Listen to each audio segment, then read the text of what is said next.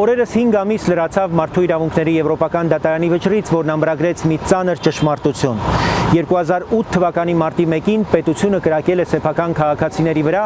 կիրառել անհամաչափ մահացու ուժ եւ հետո չի ապահովել արդյունավետ, անկախ եւ լիարժեք քննություն։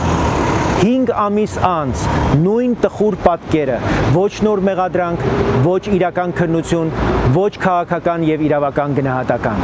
Գլխավոր դատախազությունը լռում է, ազգային ժողովը նույնպես։ Եվ խոսքը մի համակարգի մասին է, որը գործում էր Ռոբերտ Քոչարյանի գլխավորությամբ։ Հանրապետական կուսակցություն, Բարգավաճ Հայաստան, Հայ հեղափոխական դաշնակցություն կոալիցիայով, դատախազական եւ դատական մեքենայի,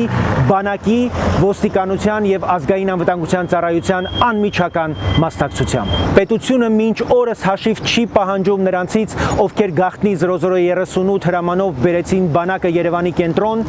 հայտարարեցին արտակարգ դրություն եւ իշխանությունը պահելու համար այս հրապարակում կրակեցին անզեն քաղաքացիների վրա։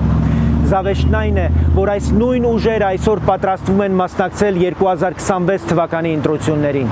Մենք համոզված ենք, որ ժողովրդավարության վրա կրակած ուժերն ու անհատները չպետք է մասնակցեն ժողովրդավարական ընտրություններին։ Մեր պահանջը հստակ է, ով որևէ կերպ ներգրավված է եղել մարտի 1-ի հրամանների իրականացման մեջ որպես գործադիր կամ օրենսդիր իշխանության ներկայացուցիչ, ինչպես նաև դատախազական, քննչական, ազգային անվտանգության ծառայության եւ ոստիկանության համակարգերի աշխատակից պետք է ստանա իրավական եւ քաղաքական արգելք 2026 թվականի ընտրություններին մասնակցելու համար։ Սա պետության նվազագույն պարտքն է։ Գլխավոր դատախազություն, գործեք, ազգային ժողով, գործեք, մարտի 1-ը պետք է ստանա ամբողջական իրավական եւ քաղաքական գնահատական։ Ժողովրդավարության թշնամիների նպատակը առաջիկայում մեր երկրում ժողովրդավարությունը ջախջախելն է։